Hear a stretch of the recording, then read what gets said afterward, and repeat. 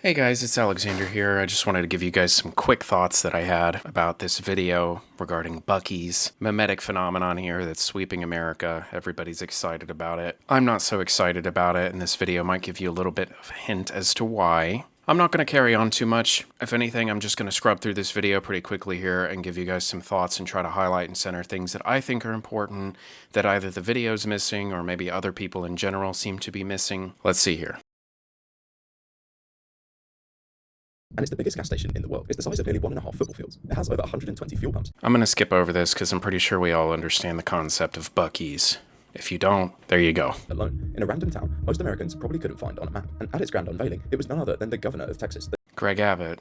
This is American politics, guys, and there's some problems with this. We're going to see. That showed up to cut the ribbon. However, all of this is for good reason, for this isn't simply a gas station. In fact, 2/3 of its revenue have nothing to do with petrol at all. This instead is its own ecosystem. It creates jobs, disrupts its local markets, and a single one of these stations has the potential to change its economy for miles and miles around. At first, this might just seem like a fun, novel one-off. However, it's part of a growing trend, which is starting to dominate across the United States. Right now, towns across America are getting into bidding wars for the chance to be the host of the next grand opening, offering millions in tax breaks and public subsidies just to win the next Buc-ee's for their town. And while it initially seems like a no-brainer, just a single one of these gas stations can have more negative effects which only show their head years down the line. This is the world's biggest gas station and how it affects its local economy. Geography of the area around it, bringing in new jobs, more business, and a general uplift across the board. A single Buc-ee store might employ between 200 and 250 people, with entry-level wages between $16 and $25 an hour, well above the $15 average convenience store wage across the nation. And you can already see the disingenuousness in this rhetoric here as he's written it.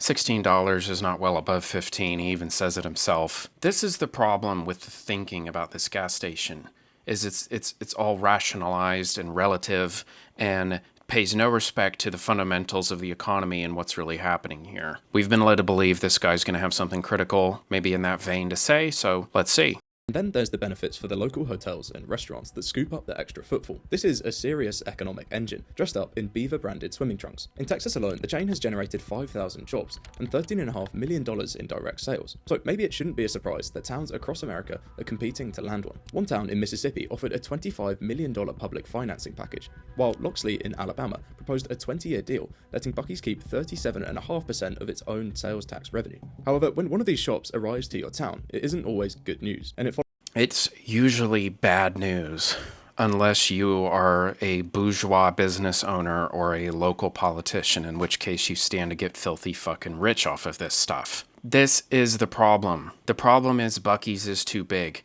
The problem is there's nothing else going on, and nobody that actually runs any of these things in these big towns has any faith in themselves to the extent that they might conduct an economy. They don't believe that they can do what Buc-ee's does. They think that they're here to represent their public in the framing of petitioning for what is really just a corporatocracy. When local governments are going to give massive corporations billions of dollars in tax breaks cumulatively, they're going to roll out the red carpet and they're going to give them money. That's their big source of power and influence over the public, that we levy taxes. It's very fundamental. And they're handing that, they're giving it, they're begging for these companies to take a handout. It's reminding you who's really in charge. And as sure as that we are increasingly dealing with corruption in America, left, right, and center, these are the reasons why. Because there's no ethics behind any of this stuff. It's just gluttony and greed. Just the quiet abdication to a consolidated corporate American world where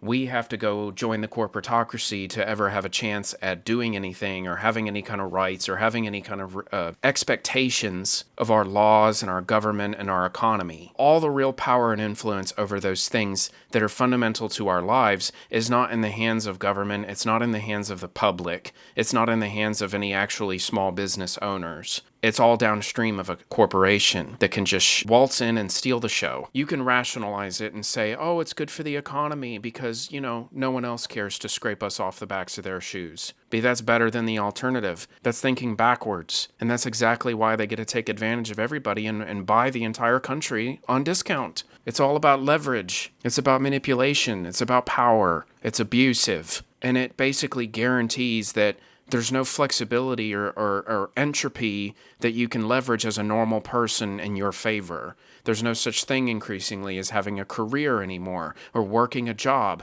or heaven forbid, working your way up out of anything. You want to mop floors at Buc-ee's? Well, that's your option. You either do that or, I don't know, screw off. We don't care. This is how America's working. And we're gaslit by these corrupt politicians and all this media to think that this is good for us and that we should be grateful to work for $16 an hour for a massive corporation that acts like it doesn't owe anything to us, and they don't. It's disgusting. We just owe it to them because why? They have nice bathrooms, and that just enables and excuses everything. That means that we don't need to have some kind of serious conversation about what's the social contract. What do we expect, and what do we get in return, and where are the boundaries? Where's rule of law? I don't know, man. It's probably in the garbage bin. What are people even saying? A clean toilet will win every time. The rest is just decorations. Thanks. Once again, respectfully, what the fuck does that mean? What are they talking about? What do you mean? What does any of this shit have to do with the fucking clean toilets and the economy? How do those things connect at all? Is this just a fucking marketing pamphlet for Buc-ee's? We're going to blow smoke up the ass of this corporation that uses mob tactics to gain a competitive edge in what used to be a free market. They invest quite a bit in billboards along the highway. It doesn't make any sense. It's almost like that it's not a market, guys. It's almost like it's not about business and making money. It's about exercising control. It's about leverage. Why on earth does anybody think that this is good for them? To be leveraged over. I do not understand this. The bathroom alone beats the brakes off other places most times. Okay, and? You want to work for $16 an hour because the bathrooms are great? Or is this just some fucking self-serving bullshit that you're telling yourself? That Buc-ee's significantly raised the bar, they win by doing it better than anyone else. People are saying this stuff and it just makes me think that they're lying to themselves.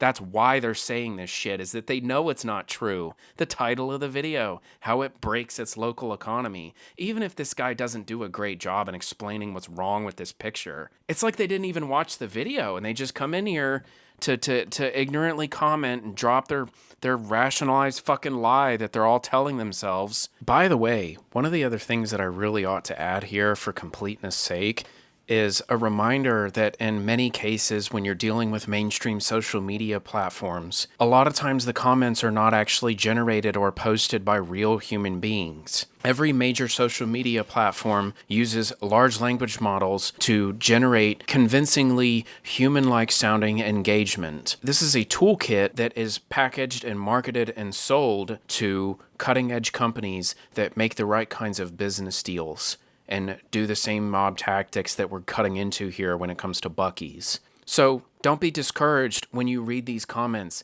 That's one of the ways that they gaslight you. A lot of times, these are not real people. And if they can get a 60-40, 70-30 split, they can make other people feel like, well, this is what people are saying, and create a preference cascade to where people are actually participating in saying and believing things that they don't actually believe in, simply because other people are doing it, exploiting the conformity in human psychology. This stuff is really insidious, and there's a lot of money on the line. As we get into it here with this video, I want you guys to also think about that and how much that costs, and how that's in the same degree when it comes to the money that they're trading and the favors that they make. I've got the governor of Texas licking my ass to open my fucking gas station store. That's how fucking awesome I am. They're flexing. They're showing all the prospective competition, don't fuck with us. We got the fucking governor on our side. They like us. You're not as good as us. You're not as politically connected as us. It's not fucking hard to see the subtext with this shit. And you want to say, well, okay, it's not just about gas and it's about the store. Well, if you keep following that thread, eventually you're going to find out it's not just about the store, it's also about real estate. And right when you get into that moment, you start finding out how much local politics actually matters to this shit, and how much that getting permission and getting licensed and operating the business, and not to mention here the creme de la creme, which is all the fucking tax breaks. We've got state and county legislatures passing resolutions and trying to write laws to hand particular businesses money, and we're still gonna sit here and jerk off in the fucking comments about a clean toilets? Grow the fuck up, man. The only person you're bullshitting with that is yourself. This is not about bathrooms. This is about organized fucking crime. This is what I'm talking about when I say our country's run by criminals.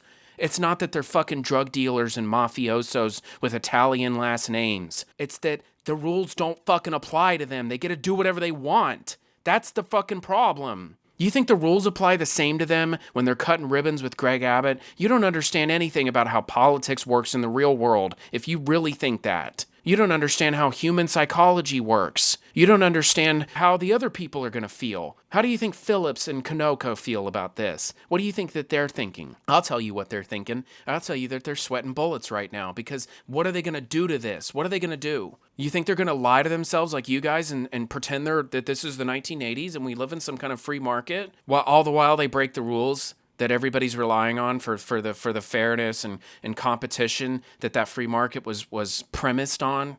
No, they're shitting their pants because they can't do anything about that. And if you actually put yourselves in their shoes, you would know that this is fucked up. This is a machine. This is a monster. They're going to come in here and just overwhelm these shitwater towns and grab them by the balls and hold them down and abuse them and make them feel like that they're just fucking lucky to have them. Denigrating these places and saying you're nothing without us because we took all the fucking jobs and we make the rules and we set the fucking wages and we set the prices and you have no choice. You have owners. They're corporations. And when you look at the long end of it, and you see what's going on with private equity, you see what BlackRock and Blackstone are all about, they're just doing the high finance maintenance behind the scenes for this current. They raised the bar. Like, that's really all that's happening here. You really think that people are just such big fans? Like everybody was born yesterday. You think someone like Greg Abbott, who spent decades in politics and has made lots of fucking deals in his time and probably stabbed a couple backs, you really think people like that are just like you and then just like, oh yeah, the bathroom, is that what you fucking think? You fucking idiot. You're just going to get paid fucking next to nothing. You're never going to have a living wage. You're never going to have a retirement. You're barely going to be able to afford a car. And you're going to be fucking browbeaten and humiliated by these corporations that are just going to come in here and take everything that matters away from you so they can sell it back to you with markup. There's also something more psychological going on here. A Frontier study looked into this specifically and found that the longer you're behind the wheel, the more your cognitive performance degrades, and the more you shift from problem-oriented thinking into emotional-oriented thinking. With the average American road trip running between 6 and 10 hours of driving, the mental load is pretty high, and by the time a driver sees a Buc-ee's billboard, all they really want is some relief, and these stores are maximising on that need. Buc-ee's have strategically positioned their stores across the country to capture long-haul highway traffic, especially on major interstates and travel corridors, where drivers are already primed to stop for fuel. Take the bathrooms, for example. One like a beaver mug aren't purchases you usually make shopping online, but add enthusiastic staff. Either. Scent alone can increase the likelihood of a purchase by 20%.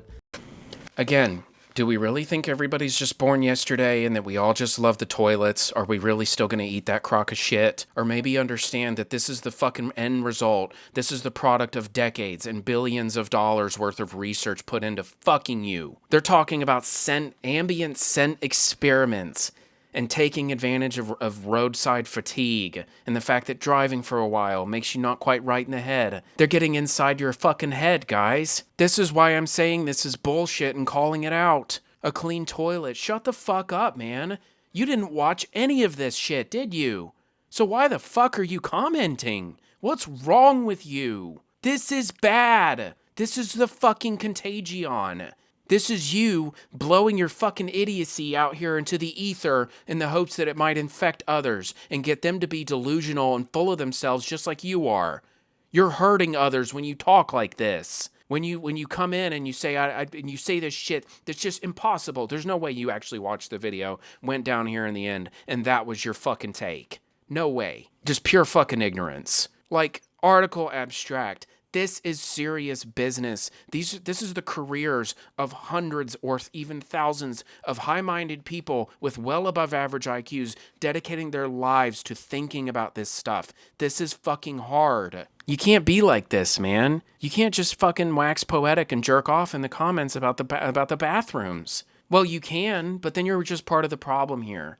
You're part of their equation of how they can use psychology to just take everything away from you because you have no political conscience at all. You have no sense of understanding what's yourself and your community versus what's out there. You think Buc-ee's is part of your fucking deal because you believe in the psychology of brands and marketing. It's not real. And Buc-ee's carves all its brisket in an open kitchen at the centre of the store. In fact, the entire layout of a store is engineered exactly to keep drivers off the road just a little longer to start spending more money while they're there. An average customer spends 3 minutes in a run-of-the-mill convenience store, whereas nobody has ever spent just 3 minutes in a Buc-ee's. And this model isn't unique to America either. On the M5 in Gloucestershire, there's a service station that doesn't look like any other in Britain. Gloucester Services doesn't use cheap fuel as a lure. Instead, it's a boutique farm shop stocked by 130 local producers within 30 miles, with a proper kitchen and gardens full of birds and ducks. It's a breath of fresh air, and it was voted best in the country in 2025. Buc-ee's and Gloucester Services sit at opposite ends of the spectrum. One is loud and maximalist, and the other is quiet and curated. But underneath, they have both built a brand that drivers will go out of their way to stop for, choosing it over every other option on the road. That's the real reason that Buc-ee's is winning. Not because it's cheaper, but because it's something different. Now, here's where things start to get a little complicated. At the same time that a Buc-ee's is setting records in Ohio, they're also potentially breaking the law. There's a family-run gas station in the Oasis Travel Centre that has been selling fuel on the same stretch of road for over 20 years. That was until Buc-ee's opened 4 miles away, and according to the lawsuit, started selling fuel well below what it costs to buy and transport it, something which Alabama has a specific law against. There's the rub.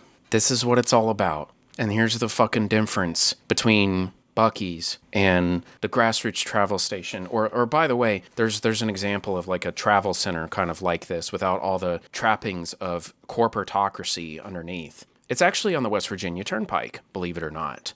And there were some corporate partnerships to get the gas and things like that done, but it's not Buc-ee's. The structure of it is not predatory in the way that this stuff is. And when you see stuff like this happen, you're seeing why they're bothering to do all of this stuff. It's not for the love of the game, guys. I hate to break it to you.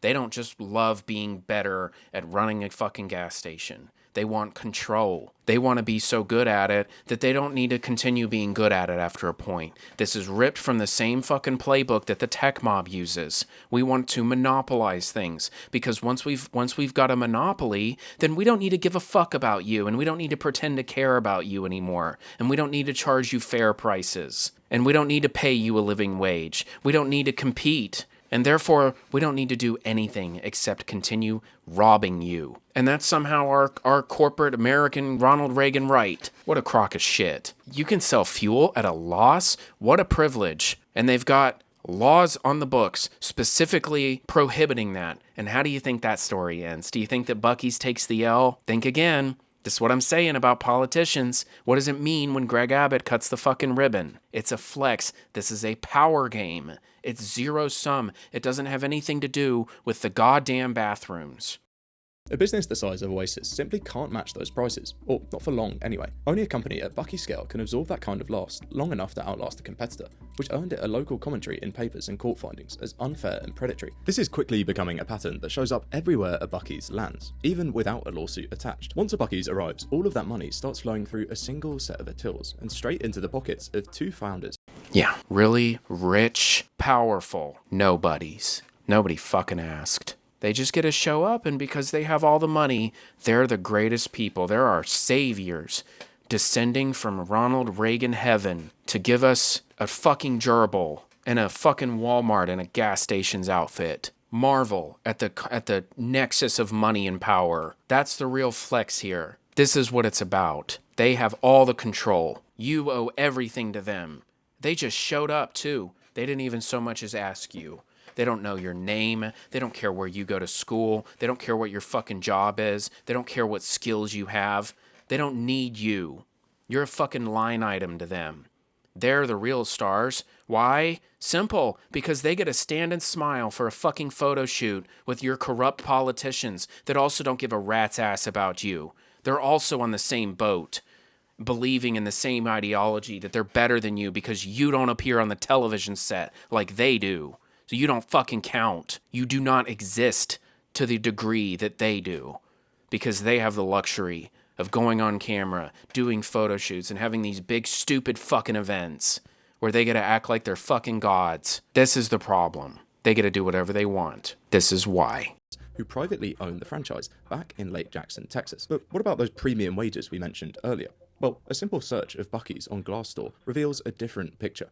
Employees rate work-life balance 2 out of 5, and only 27% of Bucky's employees would recommend working there to an. Yeah. Surprise, surprise.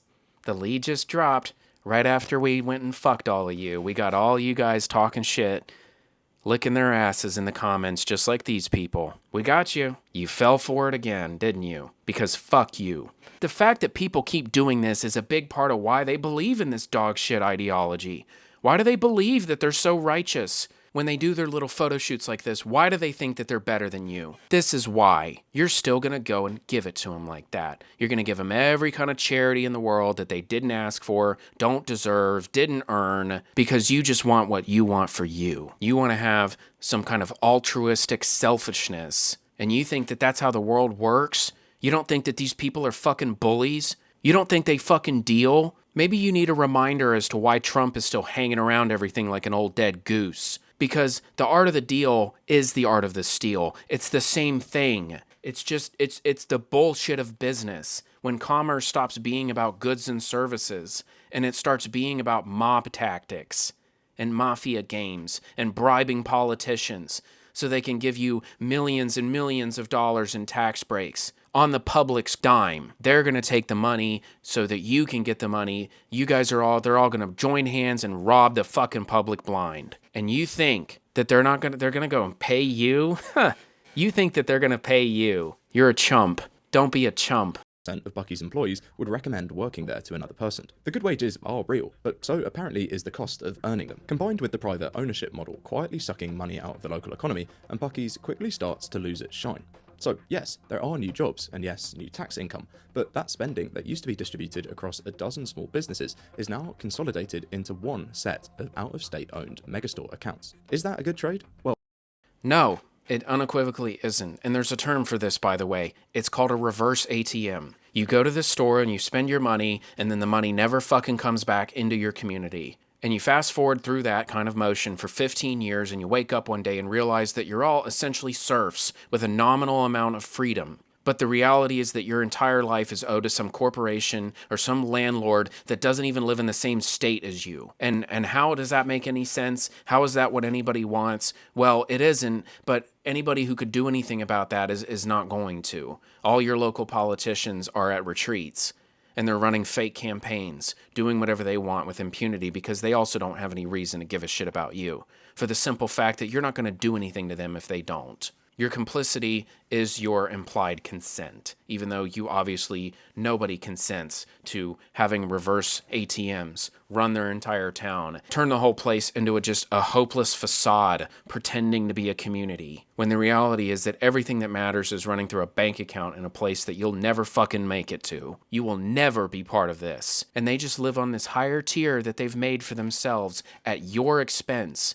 You work so that they can live it on fucking Easy Street. You bust your ass, you live and you die for this stuff so that they can have fucking penthouses in Houston or penthouses in fucking anywhere. New York, Tokyo, London, you name it. They get to have vacations, they get to have fucking family photos, they get to have everything handed to them, they get to live in Westmont Village. Why? Because you just mortgaged your entire community so they can scoop up every last bit of spare change that's ever coming out of your town and make it theirs. It's their spare change, and they're going to make sure to give you the bare minimum to keep you from tearing the fucking store down. It's a bribe. They'll pay you as little as they can, and your whole fucking town is bribed. You're actually in the same boat with your shitty politicians. Find someone among your number that's willing to tell these people to fuck off. They don't care about you. Oh, it depends on which side of the road you're standing on. A local hotel owner down the street or a restaurant picking up 5,000 extra drivers on a Tuesday is probably thrilled. However, the family gas station being undercut after 20 years at the same junction might feel a little differently. A single Bucky's can simultaneously lift an economy and quietly displace the businesses that were already holding it together. Today, Bucky's shows no signs of slowing. The company has confirmed plans to reach 20 states by the end of 2027,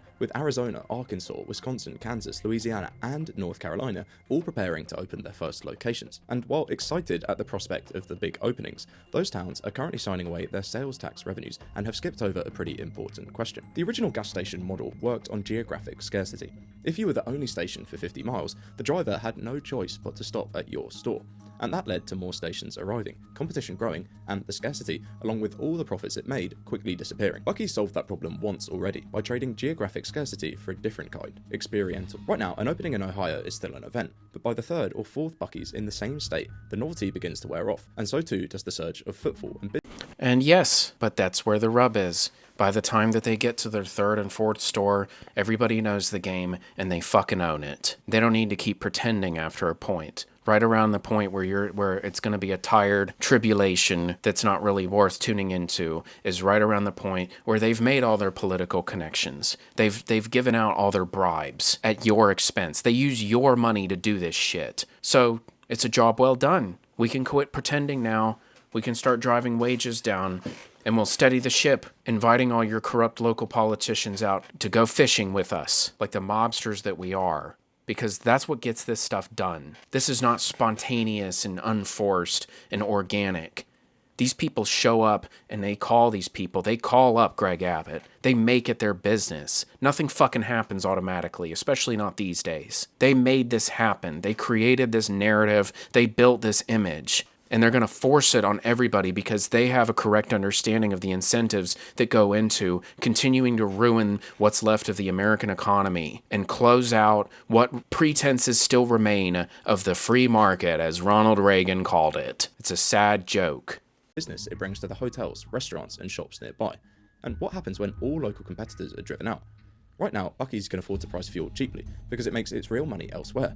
But a highway without a local competitor is a highway where cheap fuel stops being necessary, and there will be nothing left to stop them raising the prices. Now, Buc-ee's probably won't reach that point for a few years yet, but the same economic logic that turned the first gas stations into commodity businesses hasn't gone anywhere. It doesn't stop just because the stores got bigger and the bathrooms got better. With 70 locations today and plans to reach 85 stores, the plan is to corner the market, just like what I said. They want to do guerrilla marketing, paying off all the stuff on social media, gaslighting, narrative management, the whole toolkit. The same shit that we've watched deployed with people like Lex Friedman and Joe Rogan, and the whole fucking rebrand with Mark Zuckerberg and all this other shit.